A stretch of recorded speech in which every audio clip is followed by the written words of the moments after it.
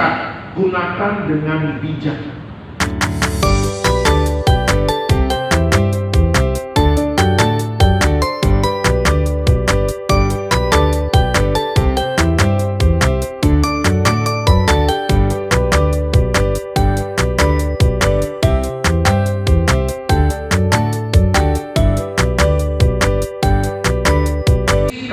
Gunakan dengan bijak. Ya, Bapak Ibu tahu hidup manusia itu sangat-sangat singkat ya. Jadi jangan main-main ya dalam hidup ini. Ya, hidup itu singkat, gunakan dengan bijak. Kita pelajari dari Alkitab kita, Yakobus 4 ayatnya yang ke-14. Yakobus 4 ayatnya yang ke-14. Saya bacakan. Sedang kamu tidak tahu apa yang akan terjadi besok. Apakah arti hidupmu? Hidupmu itu sama seperti uap yang sebentar saja kelihatan lalu lenyap. Ya, itu sebagai ayat pembuka. Keterangan dari ayat ini apa? Yakobus mengingatkan bahwa hidup ini rapuh dan singkat, sehingga kita tidak boleh sombong atau menunda melakukan kebaikan.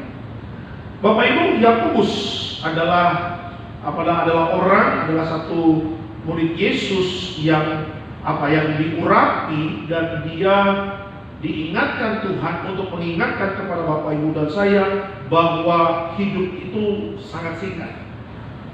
Ya, kalau ada orang mengatakan bahwa Pak, hidup ini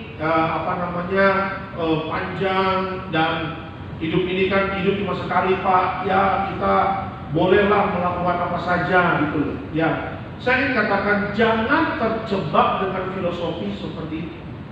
Ya, karena hidup sekali jadi hidup gak bijaksana. Karena hidup sekali jadi hidupnya suka-suka kita. Ya, karena hidup sekali jadi hidupnya barbar begitu. Kalau filosofi itu diberikan kepada orang dunia, is fine. Karena dunia tidak diajarkan tentang tentang kehidupan yang benar. Tapi kalau Bapak Ibu dan saya kita menjadi anak-anak Tuhan, ya, kalau kita berbicara tentang dunia, berbicara tentang kehidupan, sesuai dengan firman Tuhan, tadi Yakobus mengatakan, apa arti hidupmu? Ya, hidup kita bukan hanya pagi-pagi pulang malam cari uang, ya. Hidup kita bukan berbicara tentang bagaimana ngurusin rumah tangga, ya, lihat sekolahin anak dan sebagainya. Nah, di atas itu Bapak Ibu dan saya harus mengerti ya bahwa tujuan Tuhan menciptakan Bapak Ibu dan saya, tujuan Tuhan yang menempatkan kita dalam dunia ini apa? Karena pencapaian kita di dalam dunia ini, sesukses-suksesnya kita, sekaya-kayanya kita, se-famous-famousnya kita, apapun itu mati selesai, gak bawa apa-apa. Ya, saya ulangi ya, sekaya-kayanya kita, seterkenal-terkenalnya kita, se-famous-famousnya kita, ya, orang mau kenal kita, orang mau mengeluk-elukan kita, kita mati selesai. Ya, kita sebagai manusia yang waktu masih hidup dieluk-elukan, ketika mati ya sudah, gitu loh. Orang tidak akan lagi seramai dulu gitu loh. Gak mungkin waktu dia hidup dia dieluk-elukan, ya kan, ketika dia mati gak semuanya juga mau datang ke kuburannya. Ya, waktu dia hidup dia terkenal, orang berbondong-bondong datang ke rumahnya. Waktu dia hidup dia terkenal, orang berduyun-duyun datang ke rumahnya. Tapi ketika orang itu mati, Bapak Ibu, yang berbondong-bondong dan berduyun-duyun itu boleh hitung dengan jari. Mungkin hari pertama, hari kedua datang ke kuburan. Selesai, setelah itu semuanya sibuk dengan kepentingan masing-masing. Ya, jadi Yakobus mengingatkan kepada kita, hidup ini singkat, gunakan dengan bijak. Ya, jangan kita hidupnya semaunya gue, apapun yang kita lakukan, apapun yang kita kerjakan, seharusnya kita semakin bijaksana. Ya, kenapa saya katakan bijaksana? Kenapa? Karena dengan bijaksana, dengan kita berpikir dulu sebelum bertindak, hitung-hitungannya bagaimana, sesuai firman atau tidak. Ya, kalau apa yang kita kerjakan tidak sesuai dengan firman Tuhan, ya bijaksanalah, jangan kita lakukan. Kalau yang kita kerjakan sesuai dengan firman Tuhan, ya kerjakan. Kenapa? Karena di situ pasti ada blessingnya Tuhan. Tapi kalau yang kita kerjakan tidak sesuai dengan firman Pesan dari mimbar ini bijaksana. Ya, karena apa? Karena buat apa kita punya dunia, Bapak Ibu, tapi kita binasa. Ya, orang sekarang kan yang penting duit banyak, Pak. Ya, tiba-tiba ketangkap KPK aja, digerebek rumahnya, ratusan miliar dibawa kolong tempat tidur. Ada waktu itu kedapatan berapa puluh triliun itu, ya ditumpukin di depan kejaksaan, Bapak Ibu. Ketika saya nonton di YouTube, ya kan, bukti uangnya, saya bilang, oh Tuhan Yesus, ini duit banyak sekali. Satu plastik ya. Boleh bagi buntutnya saja. Kalau bisa 11 triliun, 11 miliar, ratusan juta, buntutnya aja bagi, yang kecil-kecilnya buntutnya. Bolehkah kita berbagi? Saya pas lagi nonton sama istri lagi nonton, waktu itu belum tidur kan, anak saya udah tidur, istri bilang, Bang, habis beli mangga nih, mau apa enggak? Mau potongin deh. Ya, namanya kita suami istri kan harus ada quality time berdua kan, di tengah kesibukan kita ngurus rumah tangga. Ya sebelum tidur ada 1 jam kita sambil nonton, istri potong mangga, kita sambil makan mangga. Ya saya bilang, saya mau lihat uang, makanan uang sebentar, kita cari Bapak Ibu kan. Kejaksaan menangkap apa gitu, korupsi apa gitu, ditumpukin tuh puluhan triliun. Istri saya hampir stroke, Bapak itu duit gitu. Rasanya kalau tangan kita bisa masuk ke TV, kita ambil itu duit Bapak Ibu. Coba, ya, yang sedihnya kadang-kadang korupsi itu Bapak Ibu, yang lakuin adalah Tuhan. Ya, kalau orang dunia ya udah kita merem aja. Tapi kalau anak Tuhan, namanya orang, apalagi namanya nama Batak, aja ada marganya lah. Kadang-kadang saya lihat kalau korupsi orang Batak, Simanjuntak kah dia? Ya, orang Siantar kah dia? Oh rupanya bukan Simanjuntak, puji Tuhan. Bapak Ibu, Bapak Ibu saya makin bijaksana. Amin. Ya, jangan tergoda, jangan terikat dengan dunia, apalagi urusan uang. Ya, jangan menjadi mamon. Oke, kita memang butuh uang dalam kehidupan kita untuk aktivitas. Tetapi bukan berarti uang menjadi tuan kita. Bukan berarti uang akhirnya memperbudak kita. Kita punya kuasa, Tuhan akan berkati kita, bahkan semakin berkati kita kalau Bapak Ibu dan saya semakin bijaksana dalam menjalani hidup ini. Amin. Orang kalau bijaksana Bapak Ibu, ya dipercaya besar Bapak Ibu. Ya, orang kalau bijaksana itu nanti diangkat naiknya luar biasa. Kenapa? Karena Tuhan percaya sama orang ini. Dan untuk dipercaya sama Tuhan, ya Tuhan akan lihat track record hidupnya. Ya, sama kalau orang mau naik jabatan Bapak Ibu, orang kan pasti lihat dulu pernah kerja di mana Pak? Ya pernah pegang jabatan apa Pak? Ya, saya punya teman ya, jemaat juga, orang-orang bidek, ya biasanya ibadah di bidek di BSD. Ya, itu dia punya CV-nya karena dia udah keluar dari kantor lamanya, sekarang dia lagi ngelamar-lamar. Saya lihat CV-nya Bapak Ibu, haleluya. Sampai hari ini ya perusahaan yang manggil dia, yang interview dia, sampai takut untuk nego harga gaji. Kenapa? Karena track recordnya sudah megang perusahaan-perusahaan besar, ya kan? Dan sebagainya. Terakhir jabatannya GM, ya gajinya 3 digit Bapak Ibu. Bayangin, perusahaan mana yang sekarang mau kasih 3 digit dengan keadaan dunia yang sangat mengerikan begini? Ya terakhir interview, perusahaan bilang gini, Pak nanti saya telepon lagi ya, kita gemeter Pak lihat CV-nya. Nah itu dia. Ya makanya saya katakan, kalau memang mau melihat pertolongan Tuhan di akhir zaman, makin bijaksana. Amin. Ya makin bijaksanalah, pekalah dengan suara Roh Kudus. Hidup ini singkat, hidup ini nggak lama. Ya hari ini kita bisa ada, kita mengatakan besok hidup manusia seperti uang, bisa game over, nggak ada yang tahu. Betul. Ya makanya pergunakan waktu dengan baik, lakukan dengan bijaksana, minta tuntunan Roh Kudus, hidup kita pasti diberkati Tuhan. Amin. Kasih tepuk tangan yang meriah untuk Tuhan Yesus.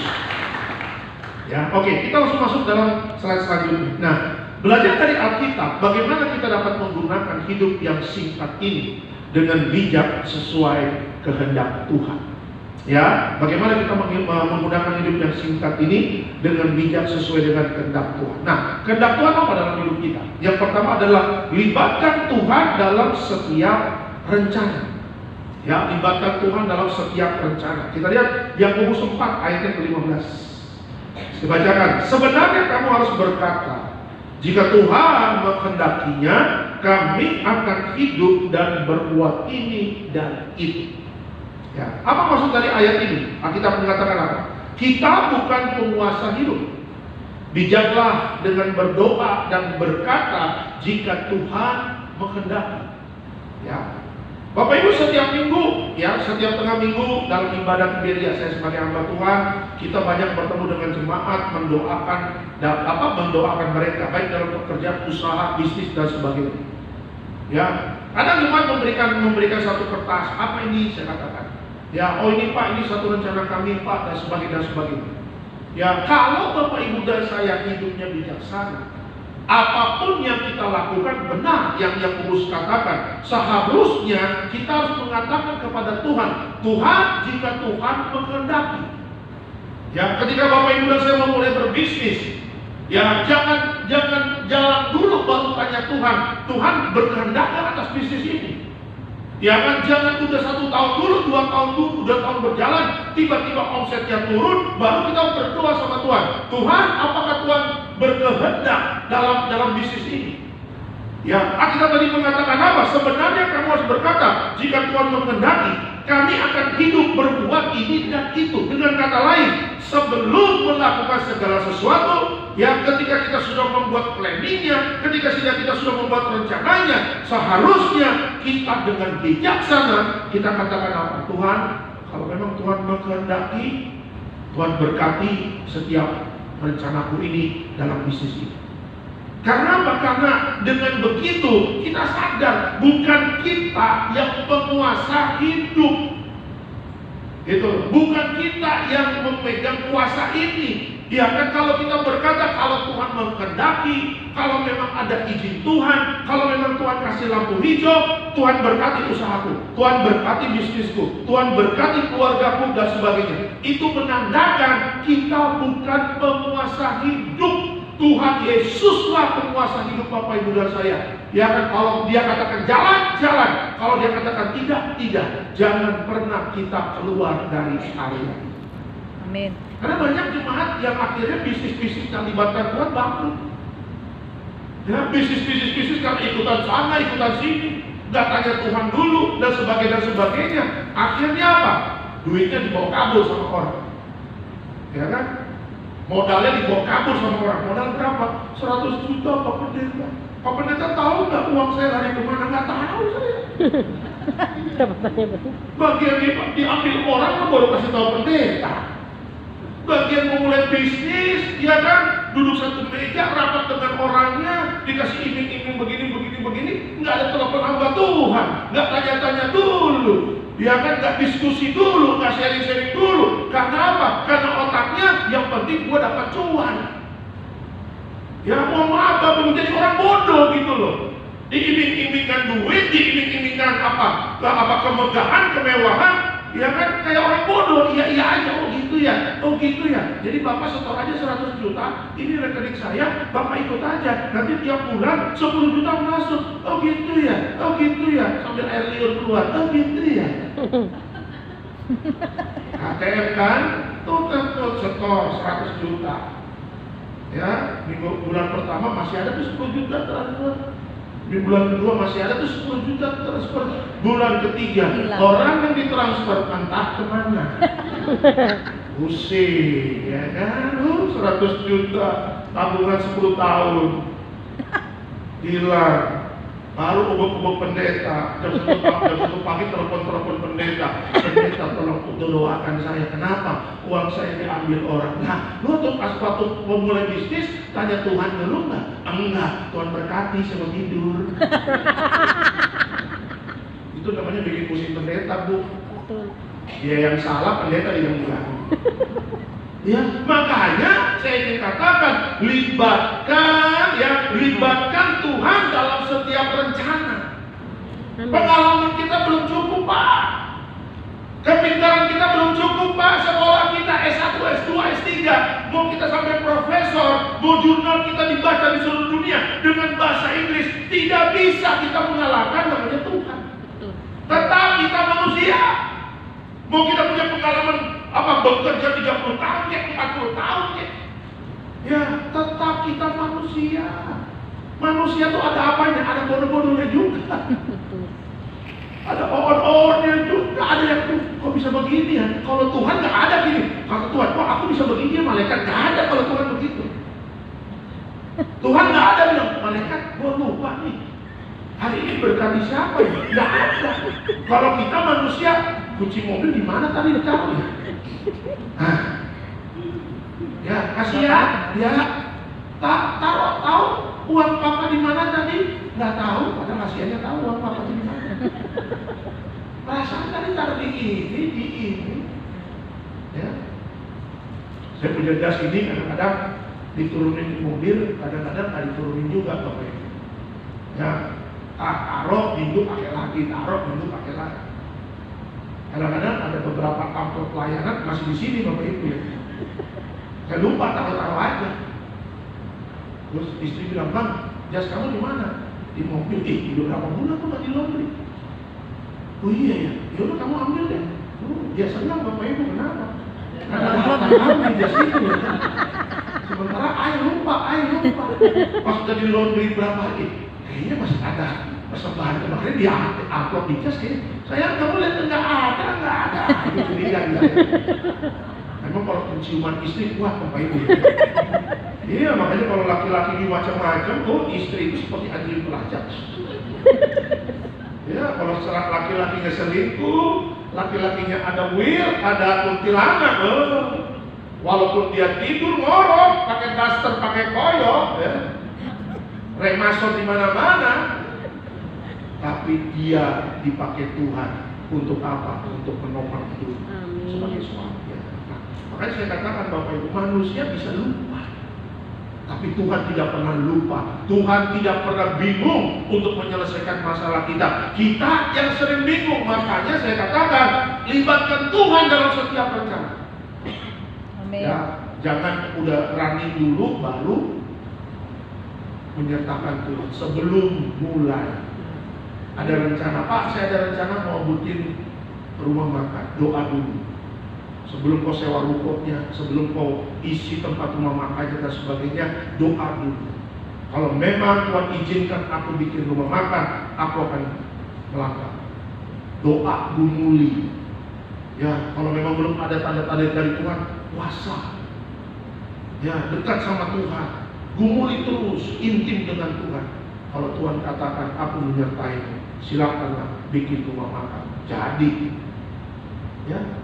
Tapi kalau laki-laki Tuhan, aku sedang dengan wanita itu, cantik,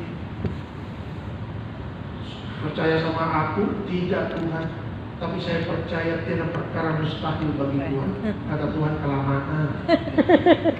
Udah tahu terang dan gelap nggak bisa bersatu, nggak usah dipaksain. Tapi Tuhan terserah. Manusia punya kehendak bebas. Kalau kau mau turut aku, bagus. Tapi kalau kau gak mau nurut aku tidak bisa men-stop namanya kehendak bebas manusia. Aku hargai. Tapi kalau lagi sulit-sulit, lu jangan telepon gua, kata Tuhan. Iya. Akhirnya 2 tahun menikah, langsung. Kalau begini tahu gini, gua nggak nikah sama yang beda agama, pusing. Ujung-ujungnya cari pendeta, Bapak Ibu. Karena nggak mungkin cari Tuhan, Tuhan mau cari di mana ya? Alamat Tuhan di mana? Ya makanya pikir-pikir dulu.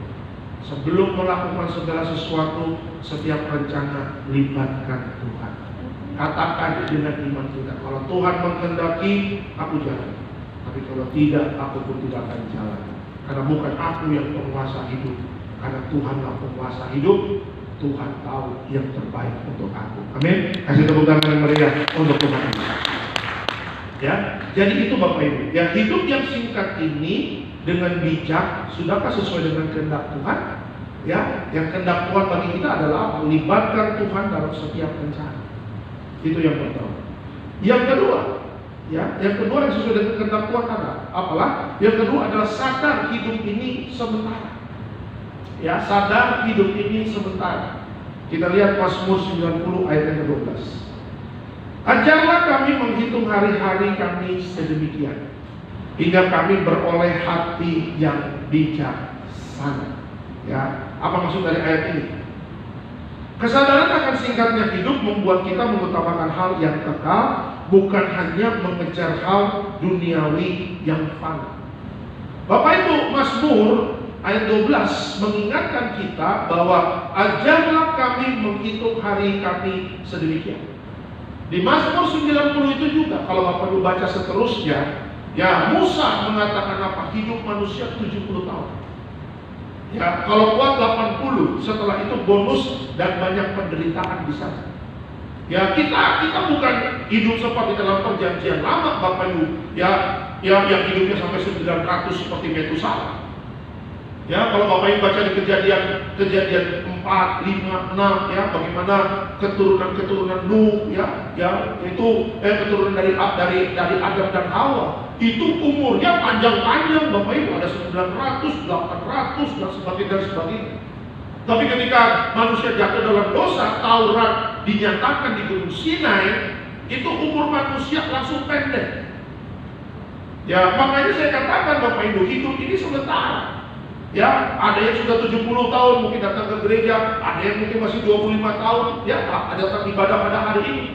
Ya kan, 25 tahun kalau kita bandingkan orang yang hidup dalam perjanjian lama, ya di zamannya Adam dan Hawa, 25 tahun dengan hidup yang 900, wah jauh Bapak Ibu. Ya, sekarang manusia nggak ada sampai 900. Di Jepang ada sampai 101. Di Jepang ada sampai 103. Ya kan? Nah, saya katakan jadi hidup ini sementara, ya sadarlah. Ya, makin bijaksana kata kita, biar beroleh hati yang bijaksana. Hati yang bijaksana artinya apa? Itu jangan kompromi dengan dosa. Tuh. Ya, jangan kompromi dengan kedagingan, jangan kompromi dengan kenajisan.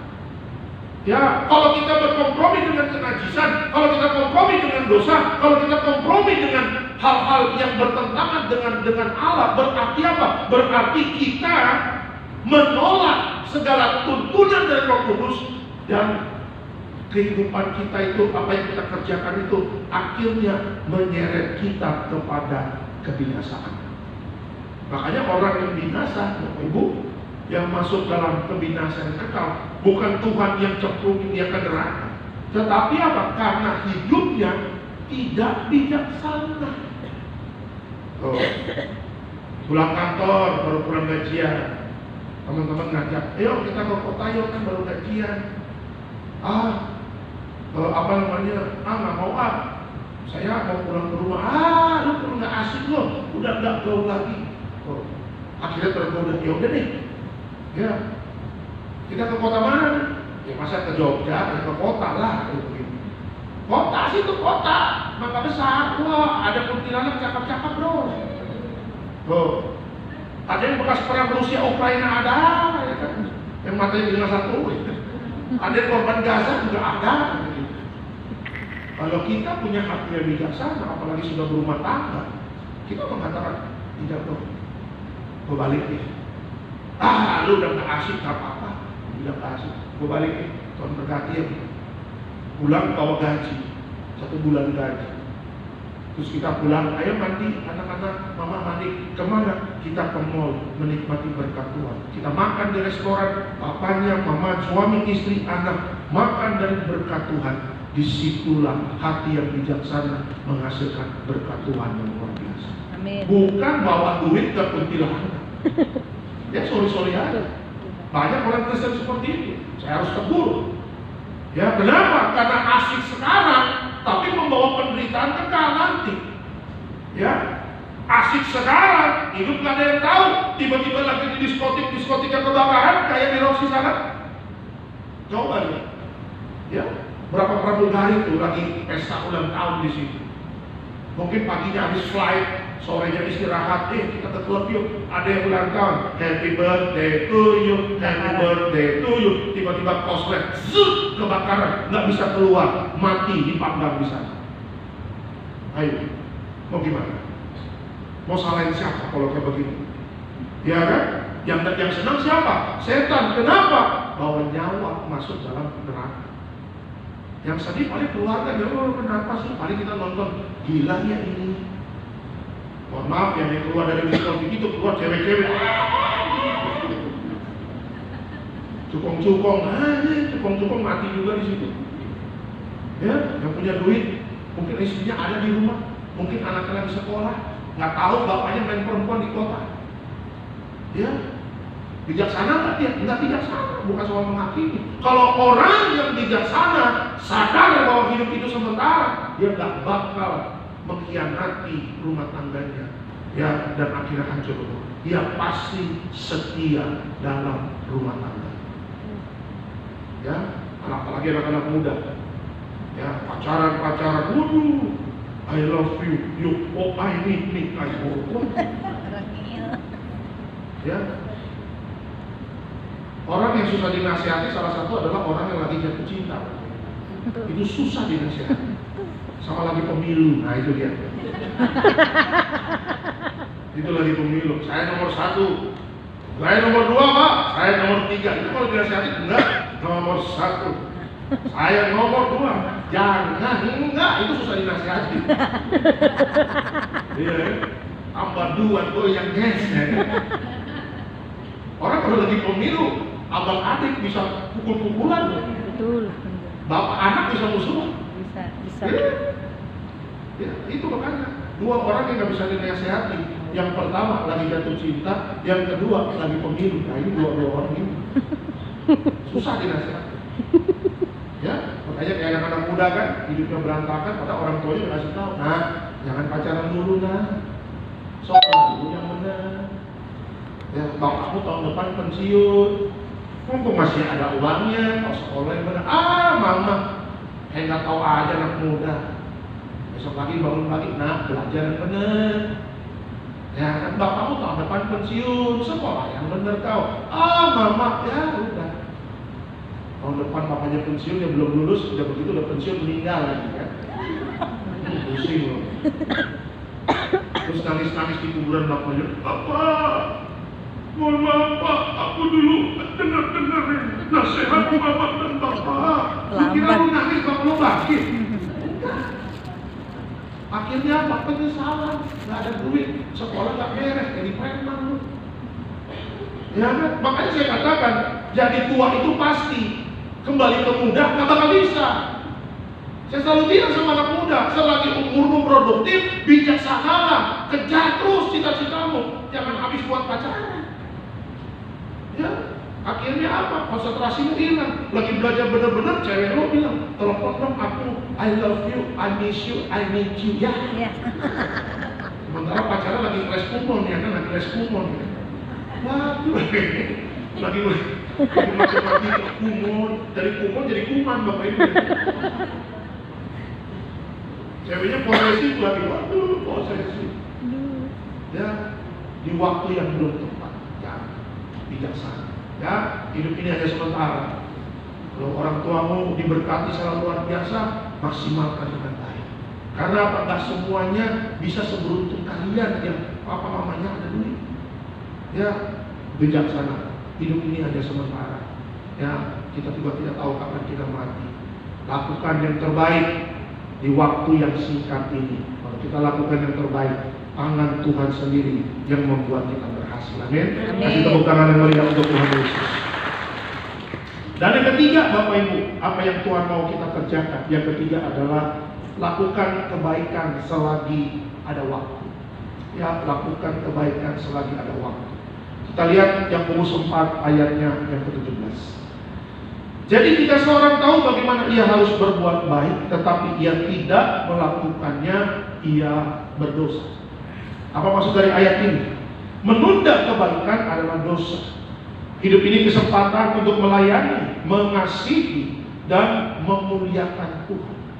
Ya, Bapak Ibu, orang Kristen adalah orang-orang yang mempunyai satu pengajaran yang luar biasa, yaitu adalah kasih. Kalau Bapak Ibu lihat Tuhan Yesus, ya, Yesus itu adalah pribadi yang tidak pernah menunda melakukan kebaikan. Apa yang Yesus lakukan? Kalau Bapak Ibu baca Alkitab, bagaimana dia di atas kayu salib, dia melakukan kebaikan kepada dua penjahat di samping kiri kanannya. Apa yang dia lakukan? Dia tidak buru-buru memberikan nyawanya. Karena kalau ketika dia memberikan nyawanya, dia mati, nasib orang ini juga akan tidak selamat. Tapi apa yang Yesus lakukan adalah apa?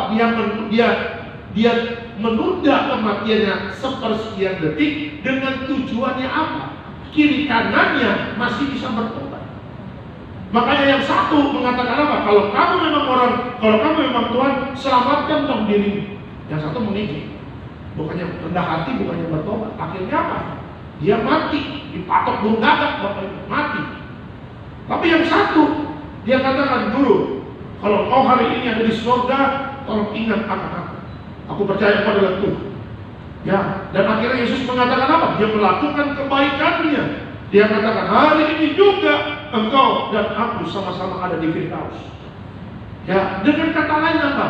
Kalau Yesus selalu berbuat baik, Yesus adalah role model dalam hidup kita, panutan kita yang lakukan kebaikan tanpa apa? Tanpa ada kita dengan paksaan. Ya, saya percaya semua kita orang Kristen punya dasar hidup baik. Kita melakukan yang baik bukan untuk selamat. Kita sudah diselamatkan oleh darah Yesus, buahnya adalah apa? Kita berbuat baik. Kalau memang Tuhan gerakan hati kita untuk mengampuni, ya mengampuni. Ya, kalau Tuhan gerakan kita untuk memberkati orang, ya berkati orang itu, jangan kau tunda-tunda. Ya, Pak, saya kemarin digerakin Tuhan untuk berkati sepupu saya, Pak. Padahal saya lama nggak ketemu dia, tapi kok kenapa Tuhan taruh mukanya dia dan di hati saya mengatakan berkati dia. Menurut Pak Lek bagaimana? Ya kalau Tuhan sudah suruh, ya berkatilah. Ya kenapa kau tahan-tahan? Ya tapi Pak, duit saya pas-pasan. Mau hitung-hitungan sama Tuhan. Ayo. Ada kalanya ketika duit kita pas-pasan, justru Tuhan uji iman kita, masih mau memberkatinya. Betul. Ayo. Iya kan? Orang senangnya kan memberkati di berkelimpahan, tetapi Tuhan diputar sama dia. Di saat engkau sedang kekurangan, bisakah engkau melakukan kebaikan menjadi berkat? Di situ perlu iman, di situ perlu kematangan kerohanian yang luar biasa. Ya, di tengah kesulitan kita bisa menjadi berkat.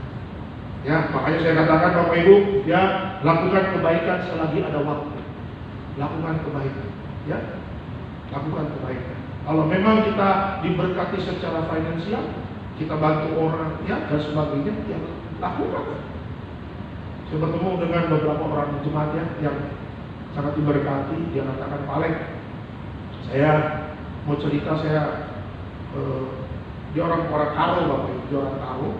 Jadi di daerah Beras Pagi sana kampungnya. Jadi dia menyekolahkan anak-anak yang nggak bisa sekolah di kampung orang tuanya, jadi disekolahkan sama dia di Medan.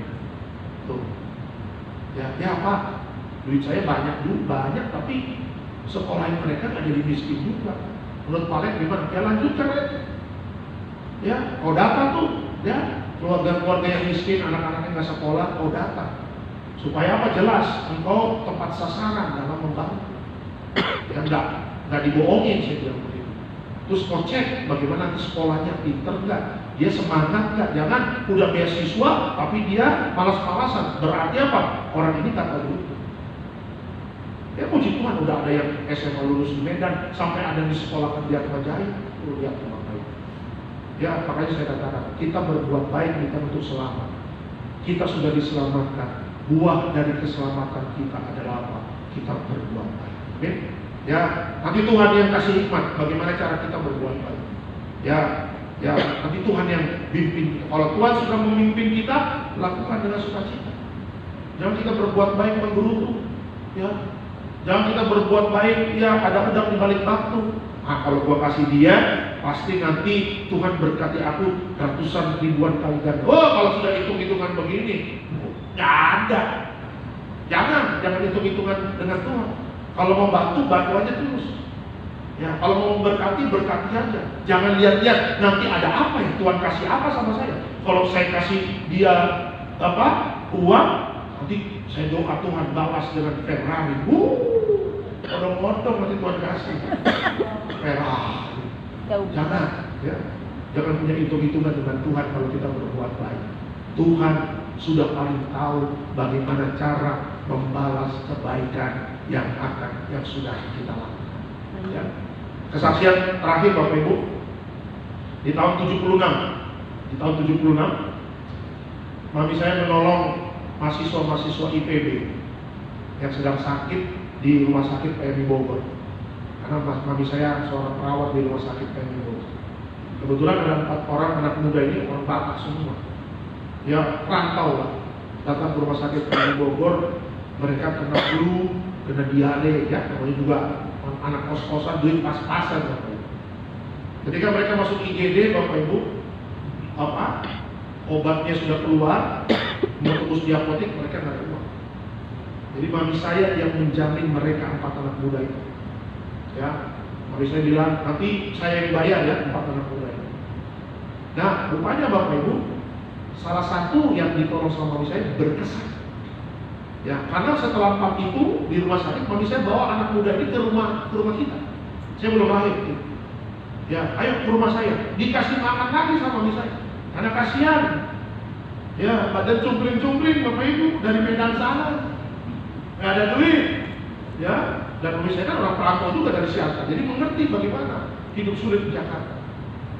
Dikasih makan, dibikin Indomie, ayo kasih goreng makan.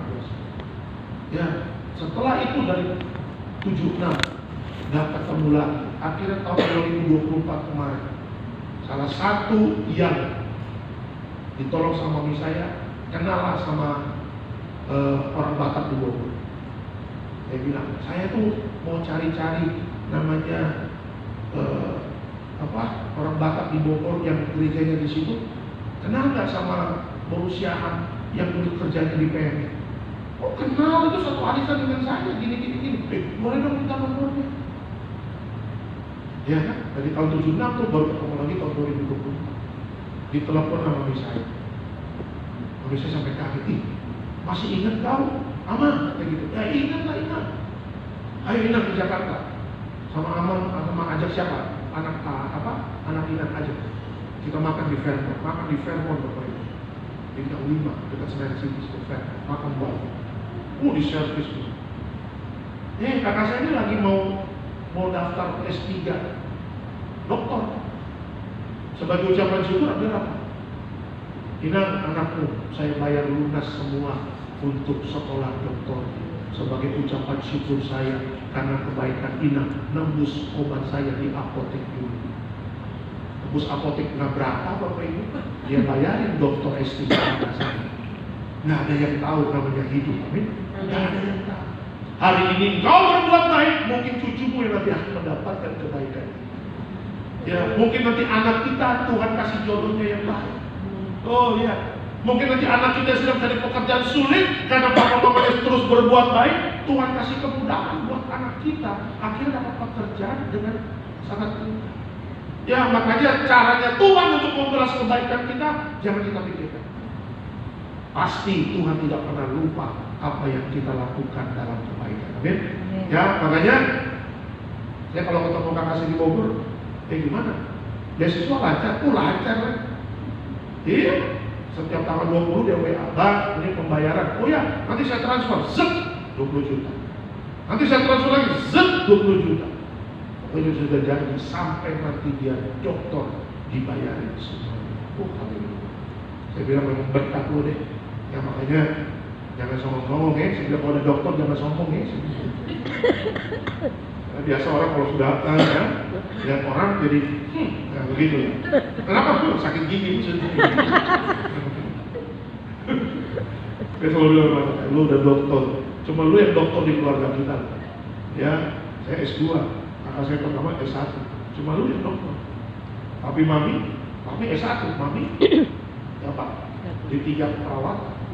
Kalau jadi dokter jangan sombong. Hidup harus makin mundur, hidup memuliakan. Amin. Ya, makanya lakukan yang baik. Balasannya dari Tuhan kita nggak tahu. Pasti Tuhan akan apa? Tidak akan pernah lupa apa yang kita lakukan dalam kebaikan. Amin. Kasih tepuk tangan yang meriah untuk Tuhan Yesus ya. Sebagai kesimpulan dalam khotbah saya, terakhir kesimpulan. Libatkan Tuhan dalam setiap rencana, fokus pada yang kekal, dan gunakan setiap kesempatan untuk berbuat baik. Selamat malam, Tuhan Yesus memberkati. Kita beri kemuliaan sekali lagi untuk Tuhan Yesus. Terima kasih Bapak untuk firman-Mu pada malam hari ini, dan sebentar kami akan perjamuan kudus. Tapi sebelumnya kami mau memberkati pekerjaan Tuhan. Diberkati kau di kota, diberkati kau di ladang, diberkati setiap keluar masuk. Tuhan beserta kita. Apa yang kita kerjakan Tuhan buat berhasil. Dalam nama Tuhan Yesus yang siap memberkati, sama-sama kita katakan amin.